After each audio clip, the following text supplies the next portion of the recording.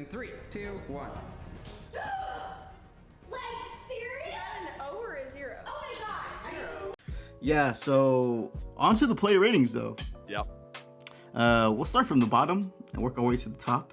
Manuel Neuer, he didn't have too much to do besides the goal that we conceded, unfortunately.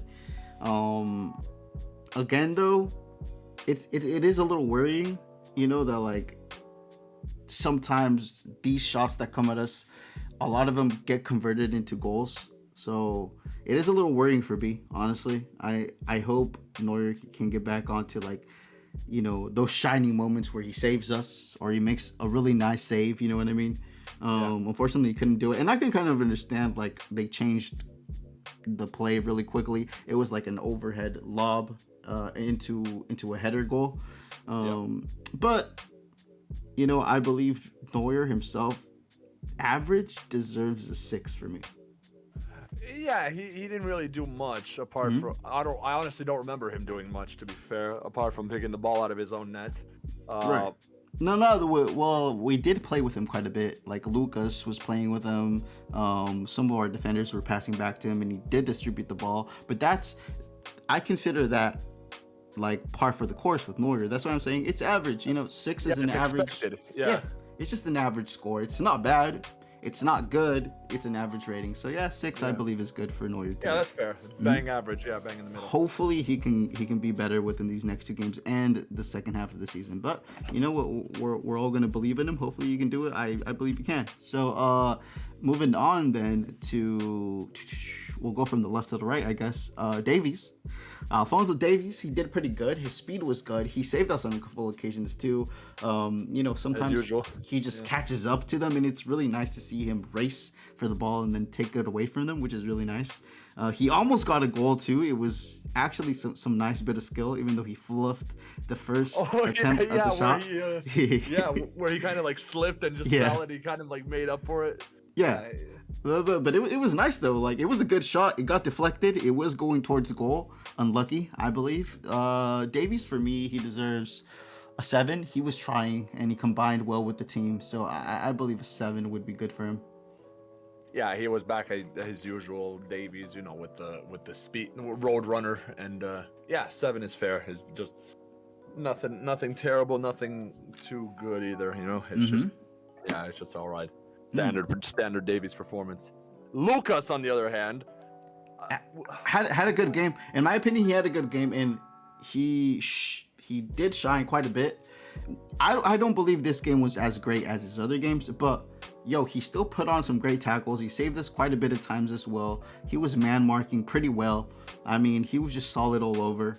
I believe he as well deserves a 7. Same as Davies. Yeah, same as Davies. It was nice. I don't remember why he was taken off, because it was like when ESPN was glitching. So do you reckon that was just like to stabilize the defense? Maybe Nagelsmann said, "Hey, Nicky, come on," and because I know I'm kind of jumping a bit ahead, but Sule was good. He like I said before in previous player ratings, he's good at keeping a cool head and just keeping the defense intact. You know what I'm saying? No, yeah. I believe it was just to rotate the defense. Maybe a precaution. Hernandez just came back as well before the Barcelona game, I believe, right? So that is true. Yeah. So you're just trying to ease him in before he gives him the full 90 minutes, which I believe is fine. I agree with that. I believe that's what it was, because ESPN was glitching. We'll get to them later though, but Lucas, a 7, solid. Yeah, solid. Nothing special, nothing horrible. Upamecano, I believe he played decently. Not as good as Lucas, and I didn't see him make too many like horrible mistakes either. So I believe this game that he had was it was better than the Dortmund game, and it was just a little worse than the Barcelona game. Like, he did all right. I'll give him a 6. It was average for me. Yeah, there was also a little I think it was like in the 80. It was in the dying minutes of the game where Mainz had like a cross come in and like he got his head on the end of it because otherwise it would have ended up right at the feet of the striker at point blank range or something like that. So yeah, we gotta give credit where it's due, of course. Yeah, like he did well. I believe it was average for what we expect of him. Nothing crazy, but it wasn't bad at all. And I like to see that. You know, he's getting back on form, so that's great to see. It was nice. Yeah. So what are we saying? 6? 6 for him. Yeah, 6 is nice. Yeah, I agree. Yeah. I agree. Pavard, I believe he gets actually higher than Davies just because of the assist. Crazy to say, but I'm gonna give Pavard a 7.5. Yeah, and the fact that he's kind of silencing his critics because he's pulling his head out of the clouds. I like it. Yeah. Yeah, as do I, of course. And he's been shutting us up lately. Yeah, hey, and I'll take it because it's all for the good of the team. At the end of the day, that's what matters the most, you know? So it's great to see, especially because we don't have Stanisic right now. So if Pavard was performing horrible, it's like, well, what do we do? So I'm glad he's performing better. You know what I mean? He's going to make a real big case for. As long as he keeps this up, Stanisic doesn't get back into the team, and rightfully so, I would say, unless we need to rotate Pavard or give him some resting time. You know, if he starts making silly mistakes again, then I would say, Nagelsmann, give Stanisic a chance again, because I still believe in Stanisic and I still believe he can be huge and really good. But yeah, great for Pavard though, and 7.5. I'm glad. I wanted to say about Pavard again. He looks like he's stepping up ever since he heard the rumors that he might be replaced. Yeah, 100%. So I hopefully, you can take it one or two ways. You can completely give up, or you can let it motivate you. And I believe Pavard has let it motivate him. That's amazing to see. So I hope he keeps this up 100%. But then going off to the midfield, and I'm going to start with the worst. Tolisso. He is, like I said, I believe he's playing to the best of his knowledge, but he has no real knowledge of how to play the CDM role. And he also he was marking the goal scorer as well for the goal for the Mainz goal. I don't know if you noticed that, but he was on. Right. Could he have done better? I don't know. But then again, he's not a defender. Defending is not his.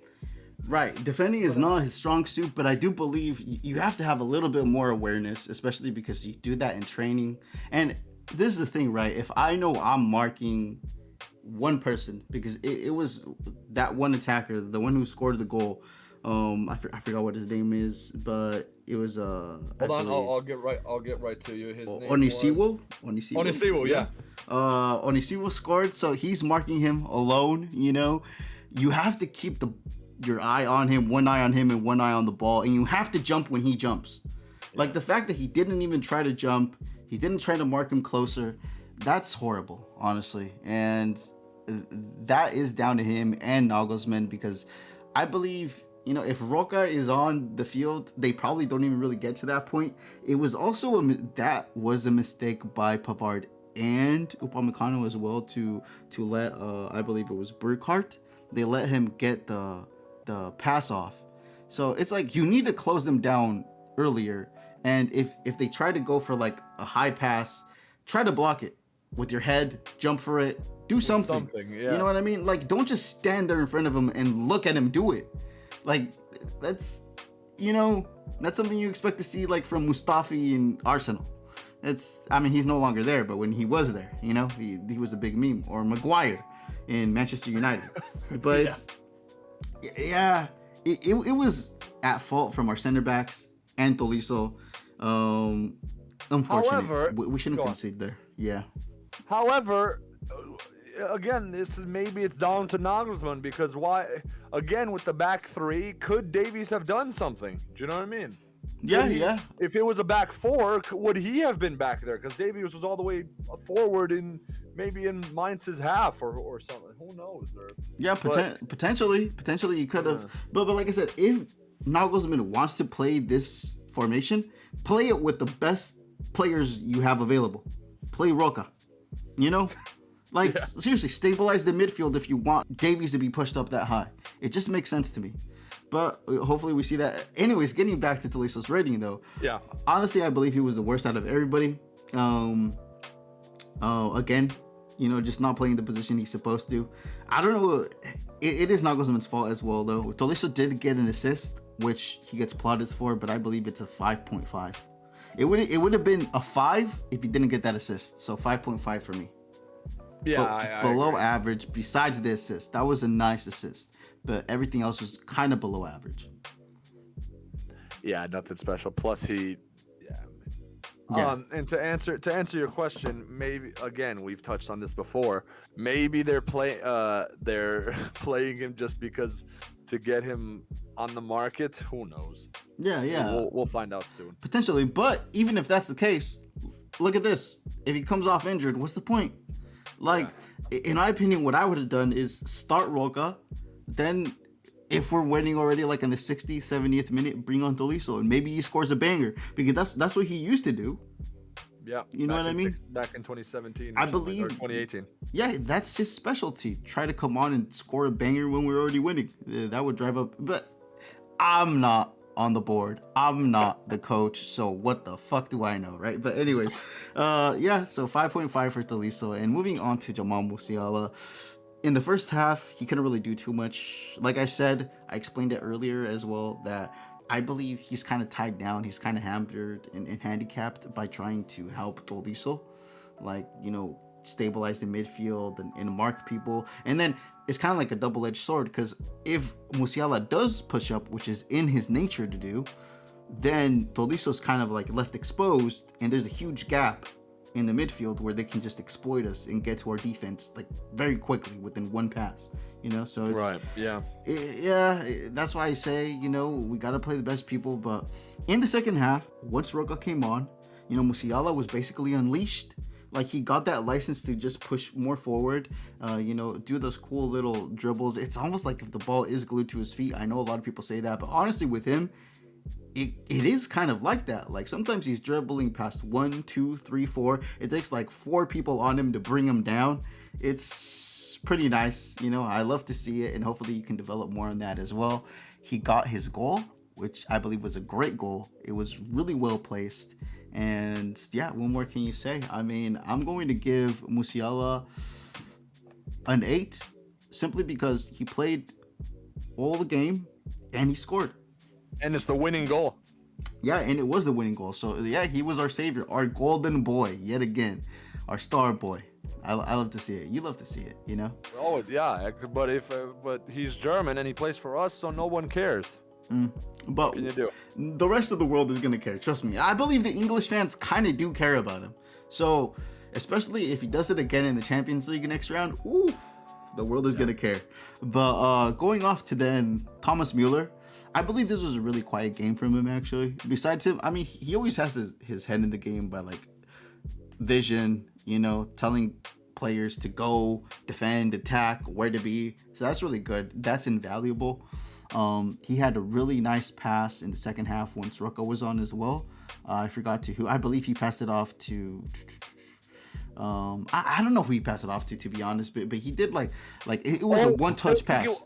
Sorry. I think it was to Davies or maybe Coman or something like that. I know which one you're talking about. Yeah. I don't think he was looking either. No, he wasn't. It was really beautiful. It was such a beautiful pass. So I mean, that's great, he did let a lot of chances go to waste, but it wasn't great. It wasn't bad. I believe it wasn't too average. I'm gonna give him a 6.5. Yeah, just typical Muller, him screaming "Weiter, weiter, weiter." Yeah, and that's always valuable for the team too. So yeah, 6.5. I believe it's a good rating for him. Hopefully he might have been tired from smoking Barcelona. Understandable. It was just 3 days ago, so it's cool. He deserves a little bit of rest. So going off then to Leroy Sané. He's another one who seems really tired, in my opinion. It showed, yeah. Yeah, today especially. I believe this is why I say I don't know if Nagelsmann is a bit challenged sometimes with like the man managing, and it seems like that was something he was really huge for. Like, I feel like it's fine to tell Sane, yo, look, you scored a great goal versus Barcelona.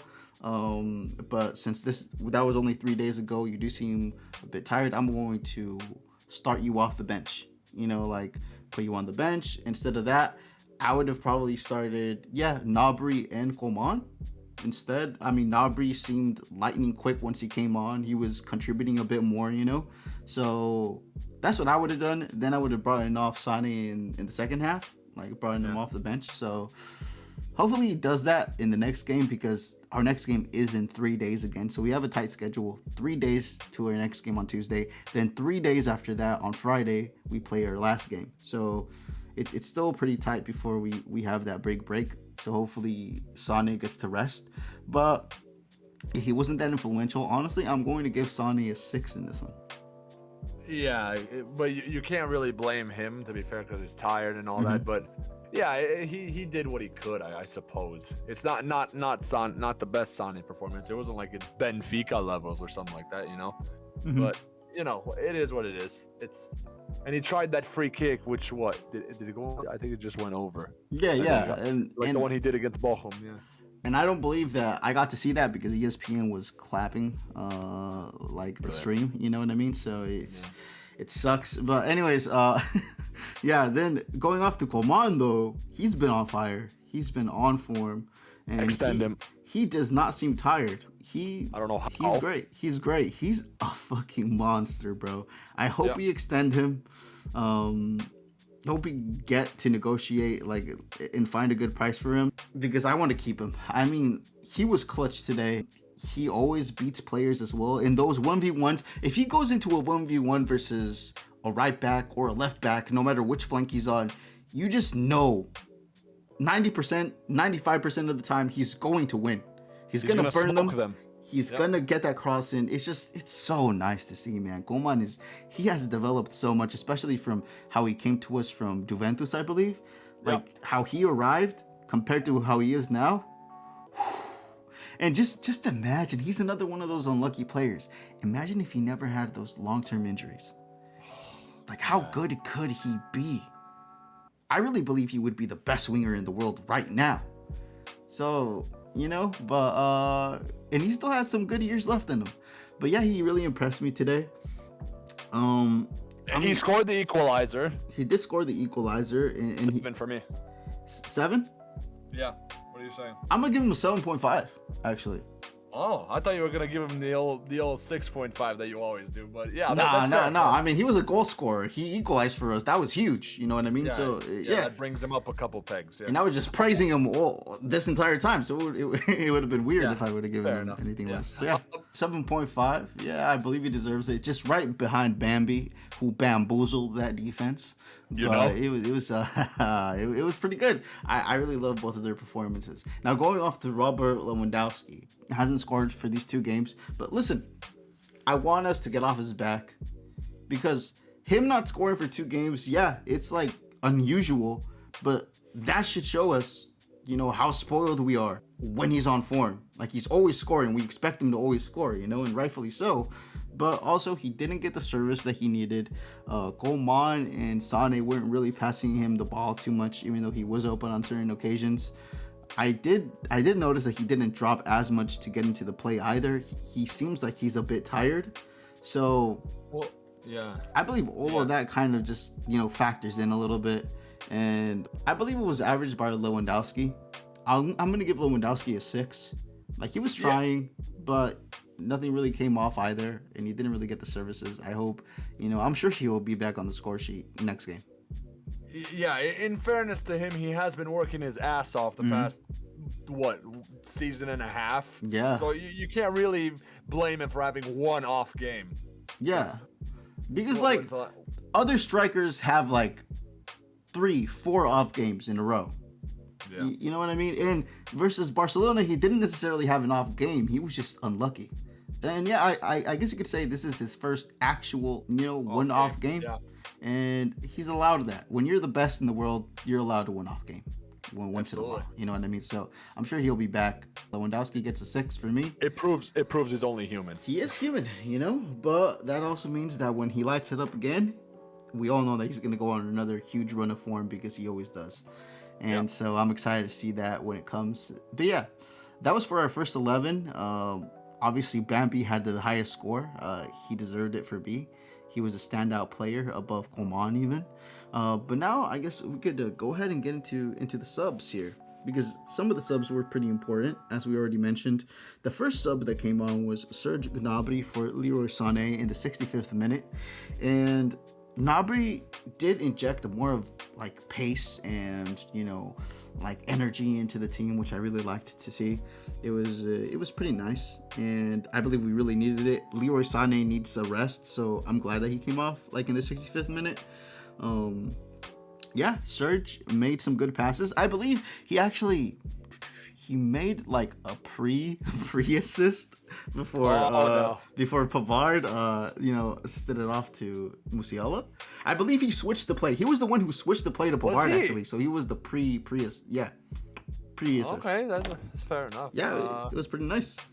And he has his the weekend look back, so maybe he might smoke Wolves or Stuttgart next week. Yeah, he's gonna smoke them. And Chelsea better hope they don't draw us in the next round, because if they do, we all know what Gnabry does when he goes to London, baby. He's know what he does. He's gonna cook them up. Yeah, and I mean, he's not playing. The chef is back. I believe he deserves some game time. So yeah, what I would do, like I said, I would rest Sané next game, put him on the bench. Bring him off the bench like in the second half. Give Serge a start. Go let him prove himself again, because I believe he has something to prove right now. So yeah, Serge though. Pretty average for me. He'll get a 6 for his contribution. He got a pre-assist, so hey, it's nice. Yeah, it's some involvement. At least he didn't do jack, Yeah. To keep it PG here. 100%. Wasn't it a triple substitution? I think it was. Yeah, the next person was Niklas Sule. On for Lucas Hernandez Zulinho. He was pretty sound defensively. I really liked him. Like I said, he injected more liveliness into our defensive shape. And more stability as well. Yeah, this triple substitution, I gotta give my hats off to Nagelsmann, because all three of them brought up the intensity, and it actually allowed us to play like Bayern. We were more intense. We kept our shape. We were attacking. We were more solid, and that's what we like to see at the end of the day. So, but yeah, Sule, good. He was really good defensively. So I'm gonna give Sule a 6 as well, same as Gnabry. But he didn't really, granted, what was it, 67th minute? The 65th minute, yeah. 65th, yeah, a half an hour. Yeah. But he was really solid. Yeah. 6 point. I'd give him a 6.7. You're gonna give him that much? Yeah, because actually 6.5. Yeah. Bring it down. All right, you know what? Let's be generous to him, right? He came on for Hernandez, who is our best defender, and he still looked really good. Sure, yeah, I'll give him a 6.5. The best out of those three, once again, on our best substitution, and I'm gonna keep saying it because he just changes the face of that midfield. Marc Roca coming on for Coretnin Tolisso in the 65th minute as well. And he just, like I said, he stabilized that defensive shape in the midfield. He is another layer of protection before they get to our defense. He's really solid. He goes in for tackles. He wins the ball back. He distributes really well. His passes are very accurate. And he puts a lot of pressure when he doesn't have a clear tackling opportunity. So one of his other teammates can come in and help him get that tackle, which is really huge. You know what I mean? And so, yeah, I believe with all his contributions that he had today, he deserves a 7. Just because he doesn't have that much time, but it was good. It was a good performance with the time he had, and a 7, and I hope he starts next game because he deserves it. Surely. He must, surely. Yeah, he must, and once he does, because I'm going to predict he does already, once he does and he shows a masterclass, I'm pretty sure he's going to get, I reckon at least an 8. So I'm looking forward to that next game. But yeah, 7 for me on Marc Roca. Do you have any other opinions on him? No, just Xabi Alonso again. The with regen? his long passes, and all he needs is to switch his number to 14, and there you go. We have another Spaniard with the number 14 who does brilliant passes. Yeah, yeah. And if he scores, I imagine it's scenes, limbs in the stands for you in particular. If he scores his first goal. Ooh, he is. Look, listen. I hope he plays these last 2 games so our board can see how important he is as the Kimmich backup, because that's what he is. And when Kimmich isn't around, he holds that defensive shape of the midfield down. We really need to keep him, and he will score his first goal for Bayern eventually. I believe that 100%. So yeah, a 7 for me. And going off to our last substitution, Nianzou. Tanguy Nianzou, he performed solidly, and he joined Roca in the defense. Actually, I mean, no, in the midfield. But I guess they were both playing kind of like mid defense, and they were solid. Yeah. They were solid. Nothing else really came through. They had to play through the wings at that point. I don't know if you noticed, but Mainz was kind of playing through the wings at that point. They weren't really challenging them too much through the mid. They saw that we had Alonso and Vieira in our midfield. You know what I mean? Oh God, yo, hey, I reckon though they kind of could become, that great. So hey, but yeah, so it was good by Nianzou. I'm actually going to give him a 6.5, which is the highest rating we've given him coming in as a sub in a long time. So good. Hold on, how long did he play? He played 8 minutes. Yeah, I'll give him that. I'll back you on that. Yeah. Well, he deserves a little bit more minutes. Hopefully, I'm sure he will now that Tolisso's out. He's probably gonna get a couple more minutes. You know what I mean? So. Over Roca. Yeah. Oh no! Stop. Alongside Roca. But yeah, I guess then we have to talk about the big man himself, the boss man, the one in charge of picking the lineups, the one who makes the decisions for who plays and where and what formations and who comes on. Obviously, I'm a bit disgruntled with that, but Julian Nagelsmann, modelsman, because he came off in the, he was in the cover of magazine. So, okay. Yeah. And he today we won, and he wasn't no girlsman today. He was modelsman. Yeah, he was modelsman today. So hey, it was good once he brought on Roca, might I add. Yeah, but of course. Yeah. Nagelsmann, I'm going to go ahead and give him like a. See, this one's a little hard because, he has been bringing on Roca. But I believe it's almost because he doesn't have a choice. So I'm going to give Nagelsmann still a 6, average. And the reason why as well is because why does he keep insisting on playing Tolisso? If Tolisso isn't injured and he's available for next game, I bet you he'll try to play him again. And that is only going to bring his score down even more. He's a 6 until he realizes who he has to play. It's that simple. But I do credit him. Like I said, it's not negative because he did bring on those 3 subs, which impacted the game. So we also got to give him credit for that. So 6 for Nagelsmann for me. Yeah, and as well, what it brings him down a couple is like that first half performance. It's like, what was that? But I suppose that's not entirely his fault. To be fair, the players have to go out there and play. Yeah, 6, I can back you on that because we did turn it around. We did win. He did play Roca. He did give him some playing time. And he brought Sule on and also you have to put it in perspective that we're not at full strength at all. We're missing Kimmich, Goretzka. We're missing Sabitzer. Loads of, you know what I mean? Like we have. No. I don't want to. We're missing a lot, especially in the midfield. Yeah, actually, absolutely. Basically, our entire midfield is gone right now.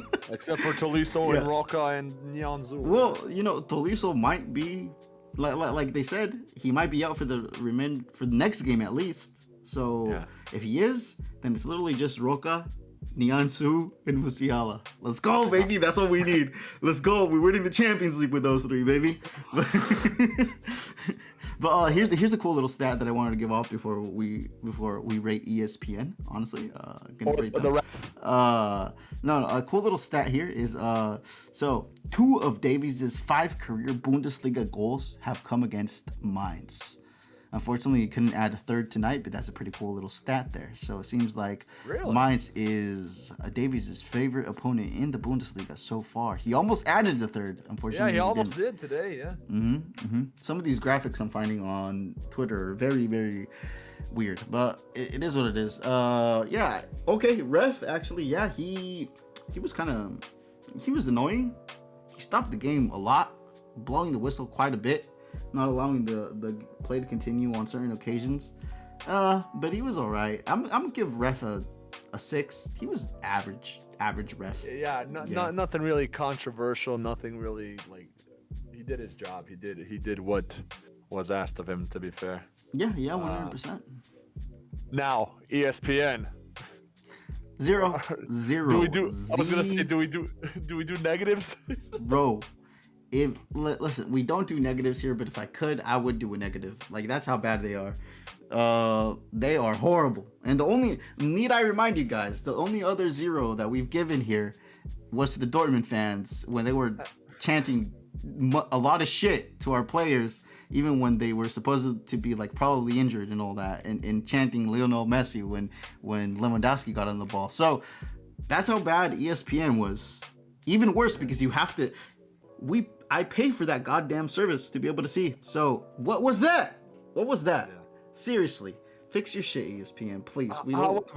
However, granted, I'll be fair to ESPN here, but it's still a 0. To be, I'm not taking anything away from that. I'm just saying, until now, I haven't had problems like that. Which is, you know what? Fair enough. I hold my hands up and say that. But like, this is unacceptable. Like you said, this is like Paramount Plus level. I don't know if you saw the other day, the day before our Champions League game against Barca. They were showing a lot of the games, actually. Yeah, it's like, what's going on? You know what I mean? It's I had to watch it in Spanish, and it's fine because I speak Spanish. But like, it's like if I didn't have those channels available, like the Spanish ones that were streaming it, what was I supposed to do? Yeah, exactly. So, I mean, but then again, Bayern wasn't playing, so it wouldn't have been the end of the world. But still, it was. However, if you were playing, holy God, I would have been throwing chairs. Same. So I'm glad they got their shit together the following day. But it's still kind of not acceptable for these streaming services when you're paying money to have an interruption for that long, and it was across all of their programs running at that time. Like, seriously, do they not have a team that can fix these things within 30 minutes? It was going on for like the entire game. You know what I mean? So yeah, they get a 0 for B, honestly, just because they really dropped the ball there, pun intended, because they were skinny. But besides that, team performance overall, I'd say go on. It was a scrappy game. And we're going to have these sometimes. All teams have these scrappy games sometimes where you really have to try and get in there and struggle a little bit. But the champions always come on top. The winning teams always come on top. They couldn't match our intensity for the full 90 minutes, and very few little teams ever can. So I expected this. This is what you expect from Bayern, even in a hard game. So I'm going to give the team performance overall a 6.5, simply because we have to take into consideration that Tolisso was playing for the most of it, so our team wasn't really in shape. We're still playing with this Frankenstein, like 3 at the back, with Davies fully pushed up type of thing, which we're not fully committed to yet. But hopefully, Roca can stabilize that and maybe even allow the formation to work. But 6.5 until that works better. Yeah, I agree. It's like you said, it's not always gonna be pretty football, like especially like if this was Dortmund in our place, I reckon they would have lost or drawn. I mean, didn't they lose today? They drew against Bochum. Bochum. Oh boy. Yeah. And now we're 6 points clear, I believe. 6 points clear. Oh my 6 God. points Hallelujah. clear. Yo, and listen, watch. If you're a neutral watching this into this far into the ratings, you're probably not a neutral. But if you are, or even if you are a Bayern fan that kind of buys into that Bayern is toxic to the league. No, listen, right? Dortmund, Leipzig, all these other teams, Frankfurt, Leverkusen, they just don't have the mentality. And that's what it is. Like, Bayern has the consistency. This is a game we could have easily lost because we're experimenting with the shapes. We're playing people out of position. Our entire midfield is injured, you know, and yet, even through all that, we get the win. It's games like these that decide basically who the champion is, the champion mentality. And that's why Bayern is so great. So don't be ashamed. Honestly, that's what football's about. It's about winning. We're not going to go ahead and lose on purpose when we can win. So I'm proud of my team, 100%. Yep. But yeah, 6 points clear, and I'm happy to see that. The next thing that comes up for us is on Monday. So in 2 days, we're going to find out who we play in the Champions League. I'm going to make a video based on that, depending who our opponents are. You know, I'm going to tailor it to that. And then I'm going to actually do, for the first time ever, a prediction of not just our game, but all the other round of 16 games. A little prediction of who I believe is going to win. And yeah, but look forward to that, guys. Besides that, that was me and Hunter D. Yeah. Thank you guys for joining us. Hope you guys enjoyed these ratings. If you guys agreed, let us know. If you don't agree, let us know as well, you know, and we can have a little discussion down in the comments. But besides that, have yourselves a really good day, night, or evening, whatever it is, and Mia Samia.